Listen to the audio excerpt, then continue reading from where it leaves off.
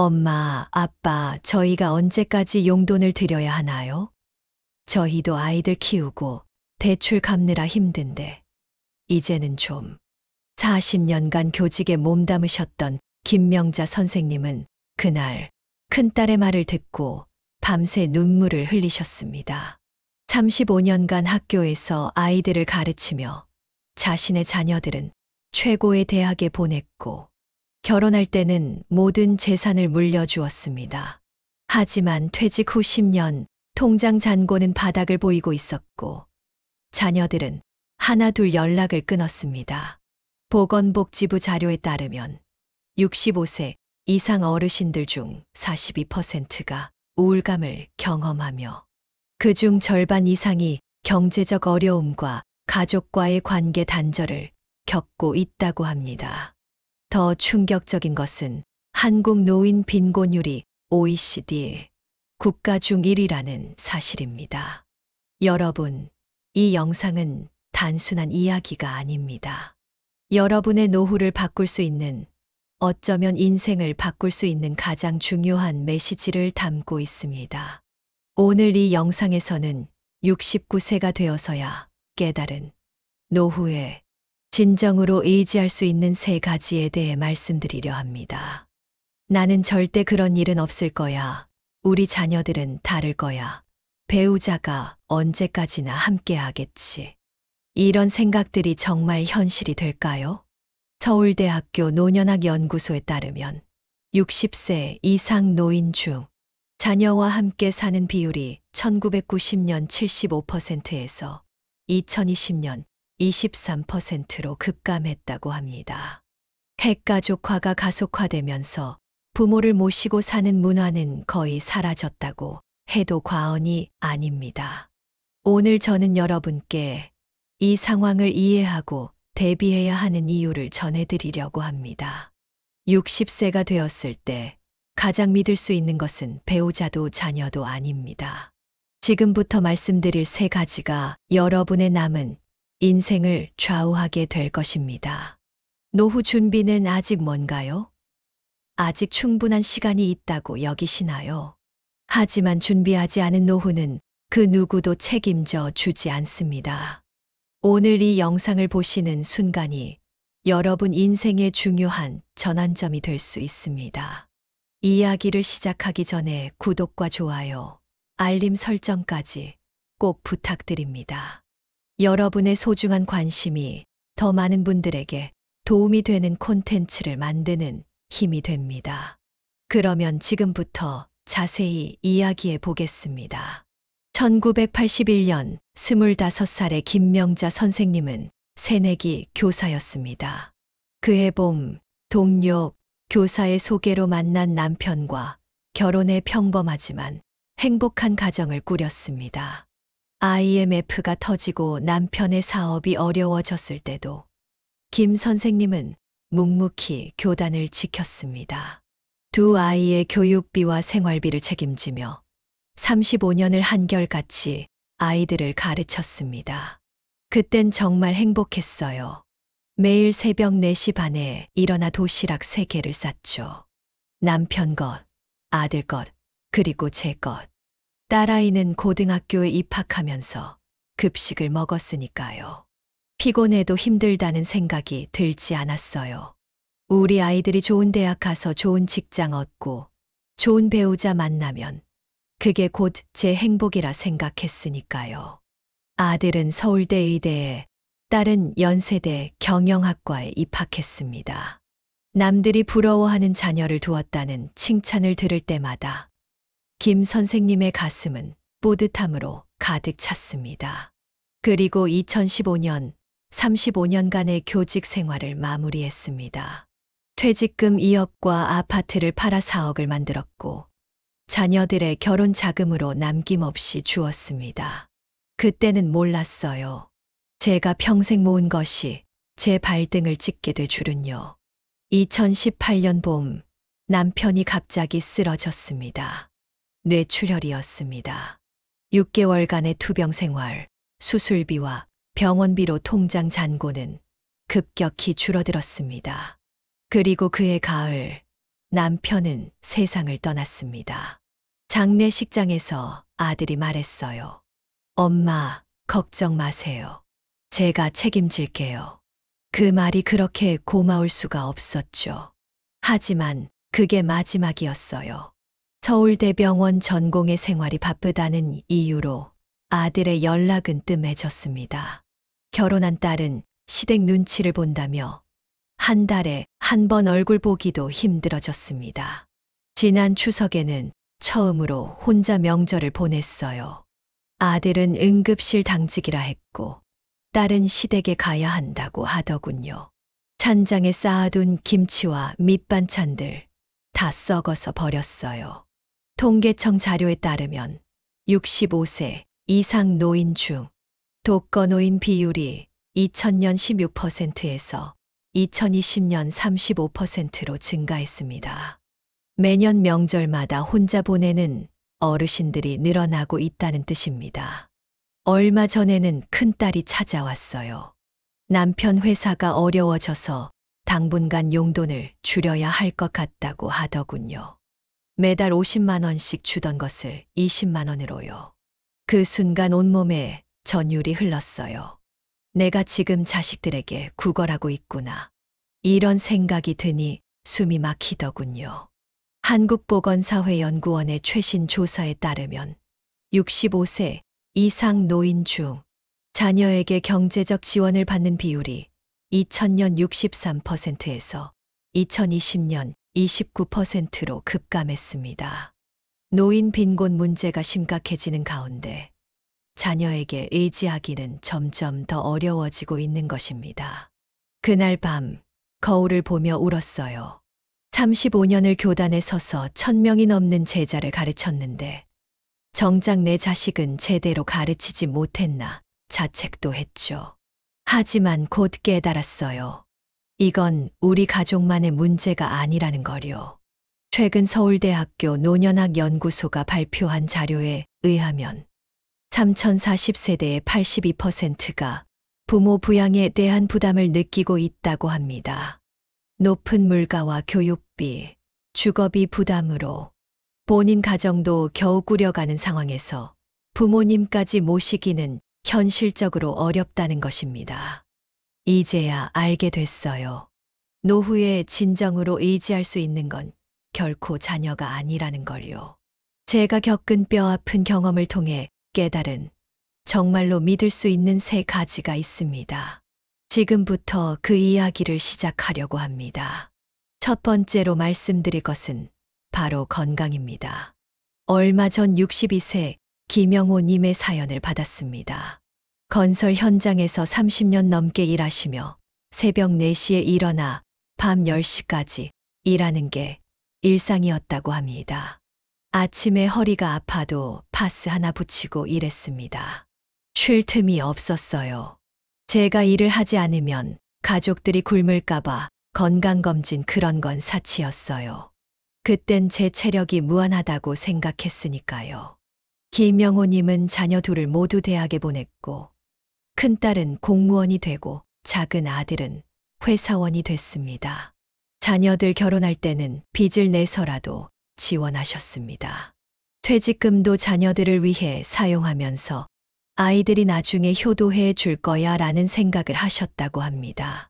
퇴직 후에도 생활비를 마련하려고 현장에서 일하던 중에 허리 통증으로 쓰러졌고 병원에서 척추관 협착증과 디스크 탈출이라는 진단을 받았습니다. 수술이 시급하다고 했습니다.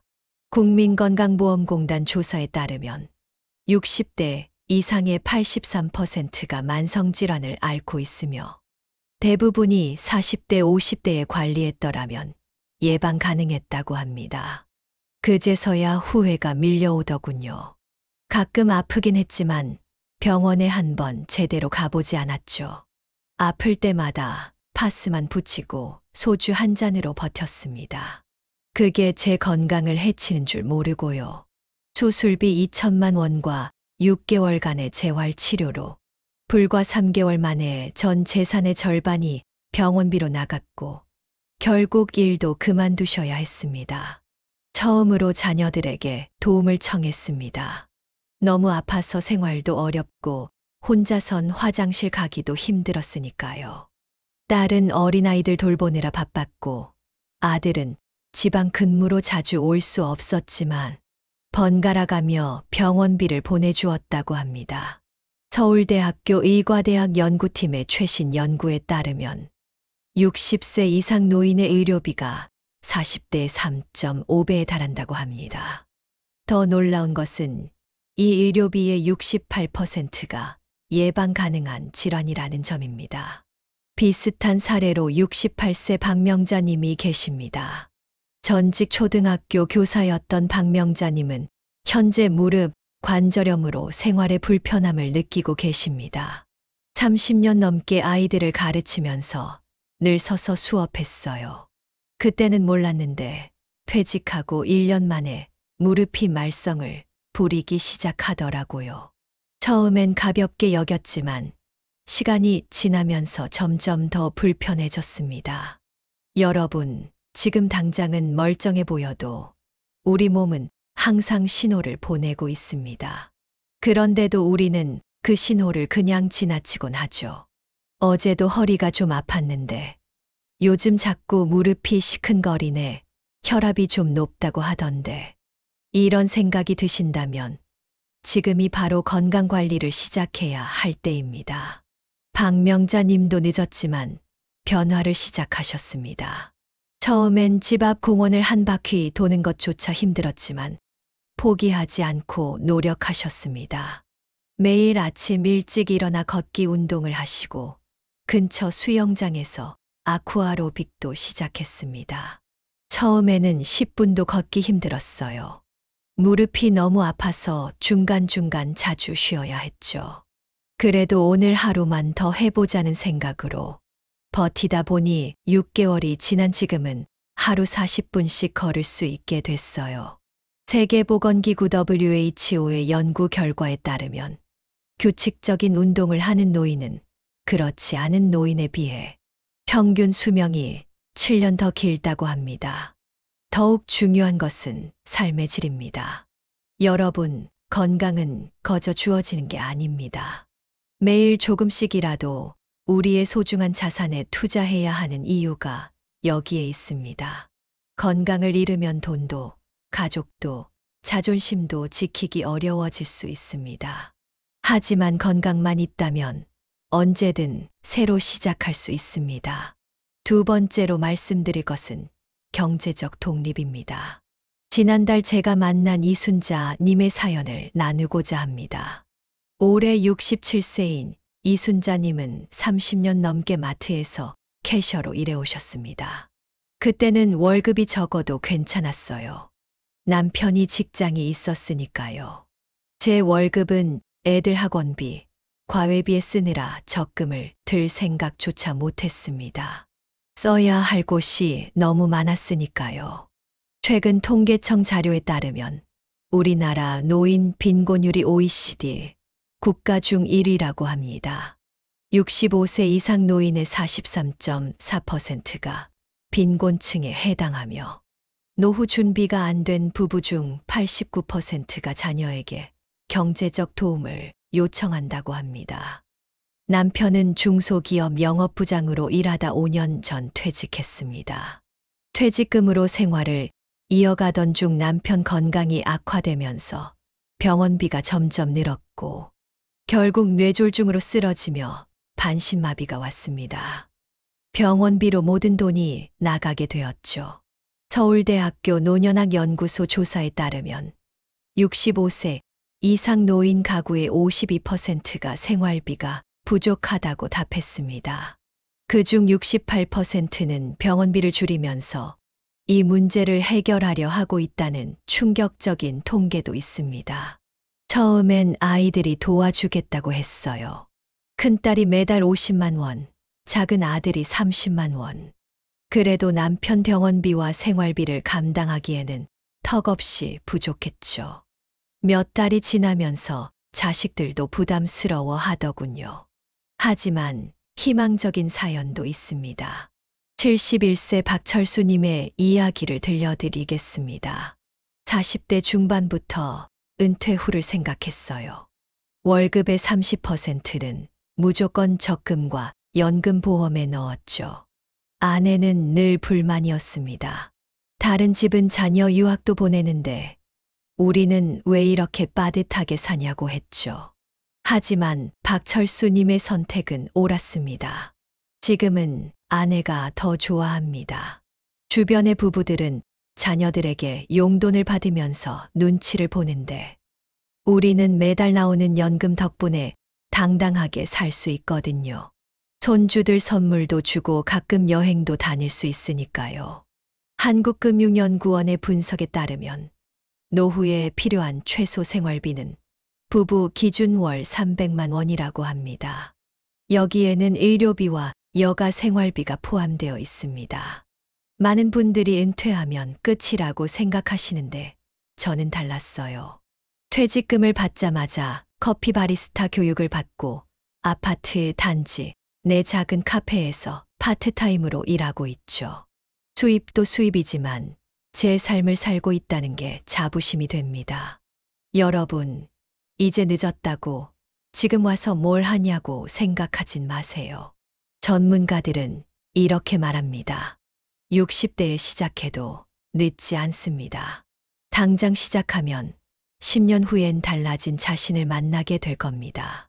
박철수님의 지인 중에는 60세에 시작해 70세에 경제적 자유를 얻은 분이 계십니다. 그분은 60세에 퇴직하고 받은 퇴직금을 전부 안전한 금융상품에 넣었어요. 생활비는 아르바이트로 충당하며 퇴직금은 절대 손대지 않았죠. 그렇게 10년을 지키면서 70세부터는 연금과 이자 수입으로 편안한 생활을 하고 계십니다. 경제적 독립은 나이에 달린 것이 아닙니다.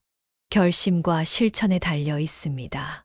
자녀들도 각자의 삶을 꾸려가야 하는 시대입니다. 우리 세대와는 달리 지금은 자녀가 부모를 부양하기 쉽지 않은 환경입니다. 스스로 경제적 준비를 하는 것이 필요합니다. 이제 마지막으로 가장 중요한 이야기를 나누려고 합니다. 바로 긍정적인 마음가짐입니다. 지난 가을 제가 만난 한 할머니의 이야기로 시작해 볼게요. 71세 장미영님은 5년 전까지만 해도 우울증으로 매일 지옥 같은 나날을 보내셨다고 합니다. 남편과 사별하고 혼자가 되니까 세상이 무너지는 것 같았어요. 자식들은 다들 바쁘다고 연락도 뜸하고 아침에 눈을 뜨면 오늘은 또 뭐 하고 시간을 보내나 하는 생각뿐이었죠. TV만 하루 종일 보다가 잠들고 그렇게 3년을 보냈어요. 서울대학교 심리학과 연구팀에 따르면 긍정적인 마음가짐을 가진 노인은 그렇지 않은 노인들에 비해 평균 수명이 7년 더 길다고 합니다. 치매 발병률도 48% 낮다고 하네요. 우울증이 심해지면서 당뇨도 악화되었고 혈압도 치솟았습니다. 의사는 약보다 마음가짐을 바꾸라고 조언했지만 그게 말처럼 쉽지는 않았죠. 미국 하버드대 로버트 월딩거 교수는 이렇게 말합니다. 긍정적인 마음가짐은 단순한 심리 상태가 아닙니다. 뇌의 신경 전달 물질을 활성화해 면역력을 높이고 심장 건강을 개선하며 통증에 대한 내성도 높입니다. 말 그대로 마음이 몸을 만드는 거죠.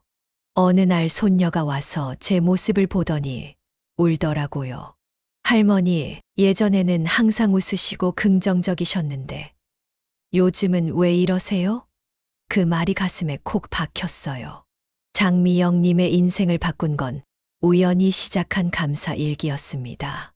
억지로라도 매일 3가지씩 감사한 일을 적어보았죠. 오늘 아침에 눈을 떴다. 따뜻한 숭늉한 그릇을 마셨다. 창밖에 새가 날아다녔다. 이렇게 사소한 것부터 시작했어요. 한국노년학회에서 발표한 연구 결과도 주목할 만합니다. 65세 이상 노인 1,000명을 대상으로 조사한 결과 의미 있는 활동을 하는 노인들의 96%가 높은 삶의 만족도를 보였다고 합니다. 한 달쯤 지나니 주변의 작은 것들이 눈에 들어오기 시작하더라고요. 아침 햇살이 예쁘다는 생각도 들고 마트 계산원의 미소가 고맙게 느껴지더라고요. 그리고 3개월이 지나니 제 얼굴에도 웃음이 돌아왔더라고요. 정신건강의학과 박성민 원장님은 이렇게 조언합니다. 긍정적인 마음가짐은 훈련입니다. 마치 근육을 키우는 것처럼 매일매일의 연습이 필요하죠. 가장 중요한 것은 현실적인 긍정입니다. 무조건 긍정적으로만 생각하는 것이 아니라 현재 상황을 있는 그대로 받아들이고 그 안에서 희망을 발견하는 힘이 필요합니다. 장미영님은 지금 완전히 다른 삶을 살고 계십니다. 감사일기를 쓰다 보니 글쓰기가 재미있어져서 수필 강좌를 듣기 시작했어요. 거기서 만난 친구들과 글쓰기 모임도 만들었죠. 이제는 제가 그 모임의 회장이에요. 작년에는 우리 모임에서 수필집도 냈답니다. 여러분, 긍정적인 마음가짐은 선택입니다. 나이가 들수록 우리는 더 많은 선택을 할 수 있습니다. 시간이 있고 경험이 있고 지혜가 있기 때문입니다. 나는 늙었다. 이제 끝났다. 이런 생각들은 이제 내려놓으세요. 우리에게는 아직도 수많은 가능성이 있습니다. 아직 배울 수 있고 경험할 수 있고 나눌 수 있습니다. 이제 김명자 선생님의 이야기로 돌아가 보겠습니다. 그날 이후 선생님의 삶은 180도 바뀌었습니다. 그날 밤 거울을 보며 결심했어요. 더 이상 자녀들에게 의지하지 않기로요. 건강도, 돈도, 마음도 모두 제가 책임지기로 했습니다. 첫 번째로 시작한 것은 건강관리였습니다. 처음엔 아파트 한 바퀴도 힘들었어요. 무릎이 아파서 중간에 2~3번은 꼭 쉬어야 했죠. 하지만 포기하지 않았습니다. 매일 아침 6시면 어김없이 운동화 끈을 맸어요. 비가 오나 눈이 오나 단 하루도 거르지 않았습니다. 6개월이 지나자 놀라운 변화가 찾아왔습니다. 체중이 8kg 줄었고 혈압도 정상 범위로 들어왔어요. 당뇨 수치도 많이 좋아졌죠. 의사 선생님이 놀라시더라고요. 약을 절반으로 줄여도 되겠다고 하셨을 때는 정말 기뻤습니다. 두 번째는 경제적 독립이었습니다. 복지관에서 영어회화 강사를 모집한다는 공고를 보았어요. 35년간의 영어 교사 경력을 살려보기로 했죠. 처음엔 어르신들 앞에서 가르치는 게 어색했지만 지금은 제가 제일 즐거운 시간이에요. 한 달에 80만 원. 크지 않은 금액이지만 이것이 시작이었습니다. 그러다 우연히 알게 된 게 있어요. 요즘 젊은 부모들이 자녀 영어 교육에 관심이 많다는 거예요. 특히 은퇴한 영어 교사의 과외를 선호한다고 하더라고요. 지금은 3명의 학생을 가르치고 있어요. 매달 200만 원 정도의 수입이 생겼죠. 세 번째는 마음가짐의 변화였습니다. 매일 아침 거울을 보며 말해요. 나는 아직 성장하고 있다. 나는 가치 있는 사람이다. 오늘도 새로운 것을 배울 수 있다. 처음엔 어색했지만 이제는 진심으로 그렇게 믿게 됐어요. 변화는 주변 관계에도 찾아왔습니다. 얼마 전에는 제가 먼저 자녀들에게 말했어요. 이제 용돈 안 보내도 된다고요. 놀랍게도 그 후로 관계가 더 좋아졌어요. 이제는 부담 없이 서로의 안부를 물을 수 있게 됐죠. 복지관에서는 새로운 커뮤니티도 만들었습니다. 황금빛 인생 모임이라고 이름 지었어요. 저처럼 제2의 인생을 시작하신 분들이 모여 서로의 이야기를 나눕니다. 처음엔 5명으로 시작했는데 이제는 20명이 넘어요. 최근에는 뜻밖의 제안도 받았습니다. 구청에서 시니어 강사 양성 프로그램을 맡아달라고 하더라고요. 제 경험이 다른 분들에게도 도움이 될 수 있다는 게 믿기지 않았어요. 내년부터는 정식으로 시작할 예정입니다. 여러분, 우리 나이에 새로 시작하는 게 두렵지 않으신가요? 네, 두렵습니다. 하지만 그 두려움 때문에 시작조차 하지 않는다면 우리는 영원히 제자리에 머무르게 될 거예요. 지금 제 나이 71세입니다. 69세에 새로운 시작을 했어요. 2년이 지난 지금 저는 경제적으로 독립했고 건강도 되찾았으며 무엇보다 삶의 자신감을 되찾았습니다. 여러분도 할 수 있습니다. 지금 이 순간부터 시작하세요. 이제 여러분께 실천 방안을 구체적으로 알려드리겠습니다. 먼저 건강관리부터 시작하세요. 첫째, 매일 아침 15분이라도 걸으세요. 중간에 쉬어 가셔도 좋습니다. 혼자 하기 어렵다면 가까운 복지관의 운동 프로그램을 활용해 보세요. 둘째, 식사 후 10분 정도 가볍게 산책해 보세요. 혈당을 관리하는데도 큰 도움이 됩니다. 혈액순환도 촉진되니 오디오북 한 편을 들으며 일석이조의 효과를 누려보세요. 셋째, 매일 저녁 잠들기 전에 간단한 스트레칭으로 몸을 풀어보세요. 침대에 누운 상태로도 할 수 있는 간단한 동작이면 충분합니다. 다음은 경제적 독립을 위한 구체적인 방법입니다. 첫째, 생활통장과 노후 통장을 분리하세요. 수입이 생기면 가장 먼저 노후 통장으로 30%를 분리하고 남은 돈으로 생활비를 쓰는 겁니다. 적금과 보험은 자동이체로 설정해 두세요. 둘째, 국민연금은 최대한 늦게 받으세요. 69년생을 기준으로 국민연금은 65세부터 받을 수 있지만 수령을 5년 미루면 연금액이 약 35% 증가합니다.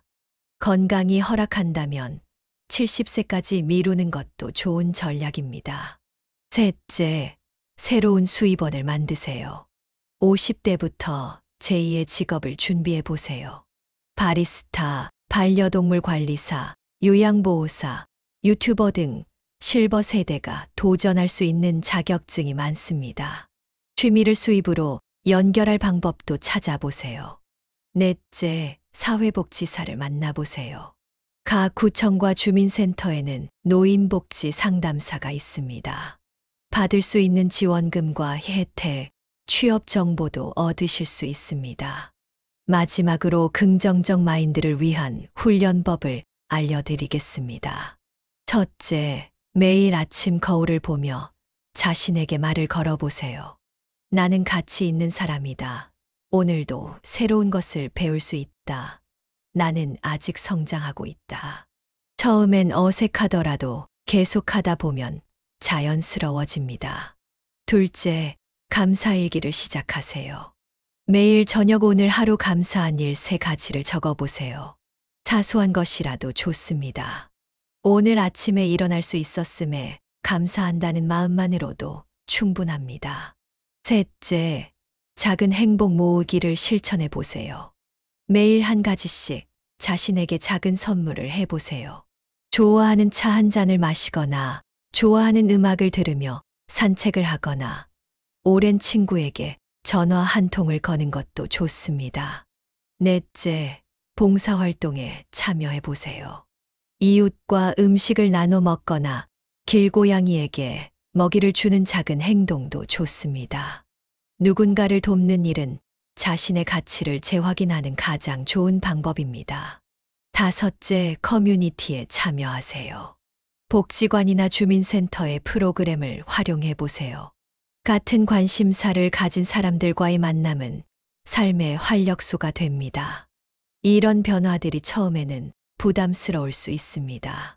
하지만 김명자 선생님처럼 작은 것부터 시작해 보세요.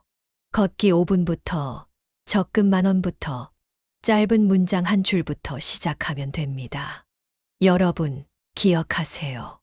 나이는 숫자에 불과합니다. 늦었다고 생각할 때가 가장 빠른 때입니다. 실패해도 괜찮습니다. 도전하는 과정 자체가 이미 성공입니다. 지금 이 순간부터 여러분의 황금빛 노후가 시작됩니다. 지금까지 60세 이후의 삶에서 가장 믿을 수 있는 3가지에 대해 말씀드렸습니다. 첫째는 건강입니다. 김영호님의 이야기를 기억하시나요? 평생 일만 하다가 건강을 잃으셨죠. 건강은 돈으로 살 수 없는 우리 인생 최고의 자산입니다. 오늘부터라도 하루 15분 걷기부터 시작해 보세요. 이 작은 실천이 여러분의 남은 인생을 건강하고 활기차게 바꿔줄 수 있습니다. 둘째는 경제적 독립입니다. 이순자님처럼 자녀에게 의지하다 힘든 노후를 보내기보다는 박철수님처럼 준비해서 당당하게 살아가고 싶은 마음이 크실 겁니다. 지금부터라도 시작하면 절대 늦지 않습니다. 작은 저축에서 새로운 수입원 찾기까지 할 수 있는 일들이 많습니다. 셋째는 긍정적인 마음가짐입니다. 장미영님은 우울증을 이기고 수필가가 되셨고, 유정숙님은 수술 후 긍정의 힘으로 웃음 치료사가 되셨습니다. 나이는 그저 숫자일 뿐입니다. 우리에게는 여전히 무한한 가능성이 있습니다. 지금 이 순간 여러분의 나이가 몇이든 중요하지 않습니다. 인생의 황금기는 바로 지금부터입니다. 건강을 챙기세요. 경제적 독립을 준비하세요. 그리고 무엇보다 긍정적인 마음을 가지세요. 배우자도 자녀도 소중하지만 결국 여러분의 인생은 여러분 스스로가 책임져야 하는 소중한 것입니다. 매일 아침 거울을 보며 이 말을 외쳐보세요. 나는 할 수 있다. 나는 가치 있는 사람이다. 나의 인생은 지금부터가 진짜다. 오늘 이 순간부터 작은 변화를 시작해 보세요. 여러분의 하루하루가 더욱 행복하고 건강하며 무엇보다 당당하기를 바랍니다. 더 많은 삶의 지혜를 나누고 싶습니다. 여러분의 소중한 이야기도 댓글로 꼭 들려주세요. 그리고 이 메시지가 더 많은 분들에게 전해질 수 있도록 구독과 좋아요, 알림 설정까지 꼭 부탁드립니다. 다음 영상에서는 노후 준비를 위한 더 구체적인 방법들을 소개해 드리겠습니다. 특히 은퇴 후 새로운 수입을 만드는 다양한 방법들, 그리고 실제로 성공하신 분들의 생생한 이야기를 준비했습니다. 이 영상을 보신 소중한 분들과도 꼭 공유해 주세요. 여러분 모두 더 건강하고 행복한 노후를 맞이하시길 진심으로 바랍니다. 감사합니다.